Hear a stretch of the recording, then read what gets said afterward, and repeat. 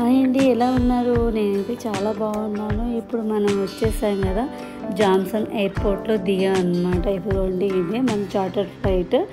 అందరం దిగేసామన్నమాట.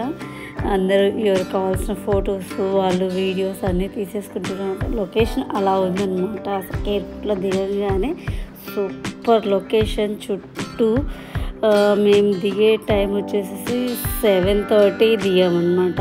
చూడండి, sun rising అని కొండలు, కానీ ఆ కొండల మీద ఉన్న మంచు, ఆ వ్యూ చూడండి అసలుకి ఎంత బాగుందంటే అంత బాగుంది. ఒక చుట్టూ రౌండ్ వేసాను అనమాట మీ అందరికీ చూపించడానికి.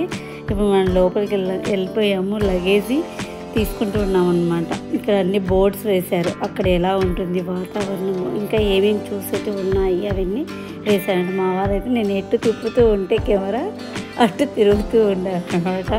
ఇది బయటకు వచ్చేసాం. ఇదే అనమాట జాన్సన్ ఎయిర్పోర్ట్. చూస్తున్నారు కదా. ఇంకా మేమంతా ఇక్కడ అందరూ వచ్చారా లేదా అని అందరం ఒక చోట ఆగామన్నమాట. ఇంకా కొందరు లోపలే ఉన్నారు అనేసి. ఓకే, ఆ తర్వాత అంత రౌండ్ వేశారనమాట చుట్టూ. ఇక్కడ ఇల్లులు కూడా ఎలా ఉంటాయంటే మన రామోజీ ఫిలిం సిటీలో ఉంటాయి కదా సెట్టింగ్ చేసేసి ఇల్లులు, అలానే ఉంటాయండి అసలుకి. ఇవన్నీ చెక్కతో నిర్మించారనమాట. అంత చెక్కనే, వుడ్ అనమాట. ఎందుకంటే ఇక్కడ వాతావరణం ఎలా ఉంటుందో తెలియదు కాబట్టి మనకు వాళ్ళు ఇక్కడ ఇలానే చేసుకుంటారంట. కానీ చాలా బాగుంది. ఇంకా అక్కడికి వెళ్ళిన తర్వాత మాకు అందరికీ వెళ్ళటానికి పర్మిషన్స్ లెటర్స్ ఇచ్చారనమాట. అందరు కలిసి మాకు ఒక వెహికల్ అరేంజ్ చేశారు. అందరు మా వాళ్ళంతా బయలుదేరుతున్నామని అందరూ హాయ్ అని చెప్తూ ఉన్నారు. ఒకసారి నేను చెప్పమన్నానంట, ఎవరెవరు వచ్చారు మా బస్సులో ఉన్నారు అనేసి హాయ్ హాయ్ అని. ఆ తర్వాత మేము ఇంకా బయలుదేరుతున్నాం కాబట్టి ఒకసారి జై ముక్తినాథ్ స్వామికి అనేసి ఒకసారి అనుకున్నాము. అనుకొని ఇంకా బయలుదేరుతూ ఉన్నామంట. అదే డ్రైవర్ కోసం ఎదురు చూస్తూ ఉన్నాము. ఇంకా కొంతమంది లోపల టిఫిన్ చేస్తూ ఉన్నారు అనమాట. సరే అని ఇదిగోండి, అదే ఆయనే మా ఇన్ఛార్జ్ అనమాట. కిందికి దిగాడు కదా, ఆయనే ఈ బస్సులన్నీ అరేంజ్ చేసి మమ్మల్ని పిలుచుకెళ్ళటానికి ఇన్ఛార్జ్ అనమాట. ఎందుకంటే ఇక్కడ వెహికల్స్ వాళ్ళకే తెలుసు కాబట్టి వాళ్ళను ఒకరిని అరేంజ్ చేసి మమ్మల్ని అందరిని పిలుచుకెళ్ళటానికి ఆర్వీ టూర్ వాళ్ళని గైడ్గా పెట్టారనమాట. ఎందుకంటే దారిలో ఎలా ఉంటుందో మనకు తెలియదు కదా.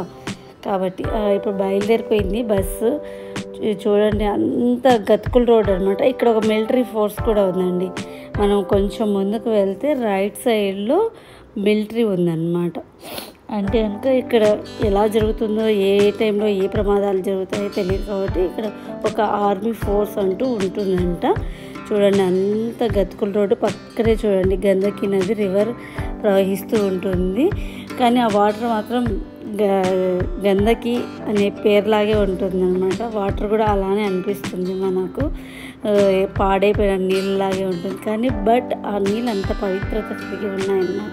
ఎందుకంటే స్వామివారిని సృష్టించే శక్తి ఆ వాటర్కి ఉంది, గందకి వాటర్కి.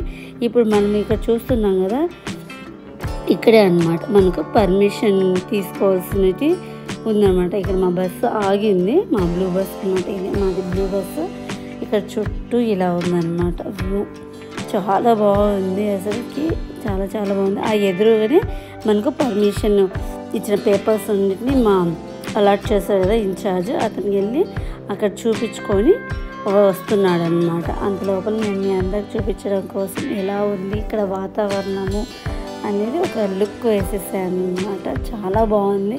అంటే అటు చల్లగా లేదు, అటు వేడిగా లేదు, మీడియం అని కాదు, చాలా కూల్గా ఒక చల్లగాలి, ఒక జస్ట్ లైట్గా సన్ రైజెస్, వెచ్చటి సూర్యకిరణాలు తాకుతూ అలా చల్లగాలి తగులుతూ ఉంటే ఆ వాతావరణంలో చాలా బాగుందండి. చూస్తున్నారు కదా చుట్టూ ఎంత వ్యూ.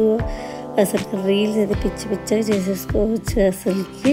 కానీ బట్ మనం వచ్చిన పర్పస్ వేరు కాబట్టి మనకు అది అవ్వాలి. అష్టముక్తినాథ్ దర్శనం కోసం మనం వెళ్తున్నాం కాబట్టి మనం ఫస్ట్ వెళ్ళిపోతున్నాము. ఇంకా బయలుదేరిపోయింది బస్సు. చూస్తున్నారు కదా, అన్ని మట్టి కొండలు అనమాట. అవన్నీ ఆ నదిలో ఉన్న రాళ్ళని వాళ్ళు ఒక సైడ్కి కుప్పలుగా పోసి దారి అంచులో వేశారనమాట. ఎందుకంటే అది ఒక ఎడ్జ్ లాగా పెట్టారు. చూస్తున్నారు కదా, అటు ఇటు గంధకీ నది అని అనమాట. ఇప్పుడు ఇక్కడ కొంచెం ప్రవాహం లేదు, కానీ ఎక్కడో అక్కడ ఒక్కొక్క పాయలాగా వెళ్తూ ఉంది గంధకీ నది. కానీ బట్ మాత్రం సూపర్గా ఉందండి. అసలు చూస్తున్నారు కొండలు ఎట్లున్నాయి, మట్టి కొండలు. వర్షాకాలం వస్తే మాత్రం సూపర్ వ్యూస్ అండి, జలపాతాలు సూపర్గా చూడొచ్చు. కానీ బట్ మనకు వర్షాకాలం కొంచెం ప్రమాదం, ఎందుకంటే కనుక వర్షాకాలం కాబట్టి అవి మట్టి కొండలు కాబట్టి ఏవైనా రాళ్ళు పడవచ్చు. కాబట్టి కొంచెం చూసుకొని వెళ్ళండి. మేమైతే మే ఎండింగ్కి వెళ్ళాం కాబట్టి బాగుంది వాతావరణము. ఏప్రిల్లో వెళ్ళొచ్చు, మేలో వెళ్ళొచ్చు, జూన్, ఎందుకంటే అప్పుడు వర్షాలు స్టార్ట్ అయి ఉంటాయి కాబట్టి మనం వెళ్ళి రావచ్చు. వెదర్ కూడా బాగుంటుంది. చుట్టూ అస్సలు ఇక్కడ కూడా కొండల మీద కూడా అక్కడ మన బుద్ధుని మఠాధిపతులు వాళ్ళు ఉంటారు కదా, వాళ్ళవి కూడా ఉన్నాయన్నమాట ఇట్లా కొండల దగ్గర. చూస్తున్నాం కదా ఈ వ్యూ. కానీ ఒక చోట తార్ రోడ్ ఉంటుంది, ఒక చోట టర్నింగ్ అయితే కనుక ఫ్లాట్గా అనిపిస్తుంది కొండ మీద.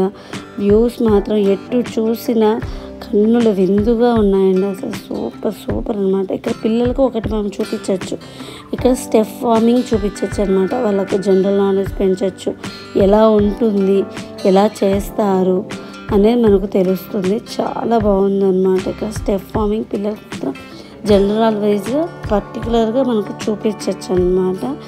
కానీ బట్ ఎప్పటికైనా కానీ లైఫ్లో మనకు ముక్తినాథ్ రావాలంటే మనకు ప్యాకేజ్ ద్వారానే ఇట్లా టూర్స్ వాళ్ళతో వెళ్తేనే రావాలి. ఎందుకంటే వాళ్ళకి పర్మిషన్స్ ఇవన్నీ మనకు ఎలా తీసుకోవాలో తెలియదు కాబట్టి మనకు వాళ్ళ ద్వారా వస్తే బెటర్ అని నా అభిప్రాయము. మేము అలానే వచ్చాం కాబట్టి బాగుందన్నమాట. ఏది కావాలన్నా వాళ్ళు అన్ని ఫెసిలిటీస్ మనకు అరేంజ్ చేస్తారు కాబట్టి మనకు అది చాలా బెటర్ అవుతుంది. క్లియరెన్స్ కూడా ఉంటుంది మనం ఎలా వెళ్ళాలి అనేది. ఒక్కసారైనా లైఫ్లో ముక్తినాథ్ మాత్రం వెళ్ళి రండి తప్పకుండా.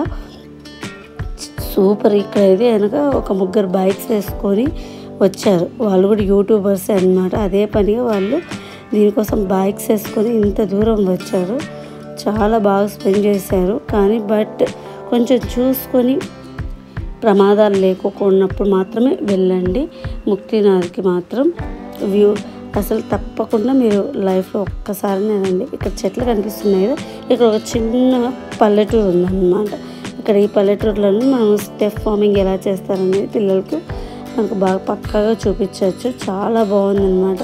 ఇది ఎలా ఉందంటే పచ్చని సినిమాల్లో చూపిస్తారు కదా, మనం పచ్చని చెట్లలో నుంచి ఇలా ఇలా వెళ్ళి రావటం అలా ఉందన్నమాట. ఈ వ్యూ పాయింట్ సూపర్గా ఉంది. అసలుకి ఎంత బాగుందో. మనం ఒక సర్టన్ పాయింట్కి వస్తాం అన్నమాట. ఒక జర్నీ ఇది అంతా ఒక 1.5 అవర్ జర్నీ ఉంటుంది అన్నమాట మనం ముక్తినాథ్ వెళ్ళటానికి. అక్కడి నుంచి మనం వాకబుల్ డోలీస్ గుర్రాల మీద నుంచి మనం వెళ్ళాలన్నమాట. అసలు అది కూడా చాలా ఎక్సలెంట్. అది ఫర్దర్ వీడియోలో నేను మీకు చూపిస్తాను ఎలా వెళ్ళామనేది. ఆ వాక్ ఎన్ని కిలోమీటర్స్ ఉంటుంది, ఈ మిగతా వాళ్ళు మాతో వచ్చిన పెద్దవాళ్ళంతా ఎలా వెళ్ళారనేది ఫర్దర్ వీడియోలో మనం చూద్దాము. ఇదంతా బస్ పాయింట్ అనమాట. ఒక సర్టన్ పాయింట్ నుంచి బస్సులు ఆపేస్తారు, ఇక్కడి నుంచి మనము వెళ్ళాలన్నమాట. చూసారు కదా ఇంతవరకు మా జర్నీ ఎలా సాగిందో. వచ్చే వీడియోలో ఏమేమి ఇంకా ఎలా వెళ్ళామనేది మీకు చూపిస్తాను. ఓకే ఫ్రెండ్స్, మన ఛానల్ని సబ్స్క్రైబ్ చేసుకొని ఫస్ట్ సబ్స్క్రైబ్ చేసుకోండి. ఓకే, మరి ఉంటాను. నెక్స్ట్ వీడియోలో కలుద్దాం. బాయ్.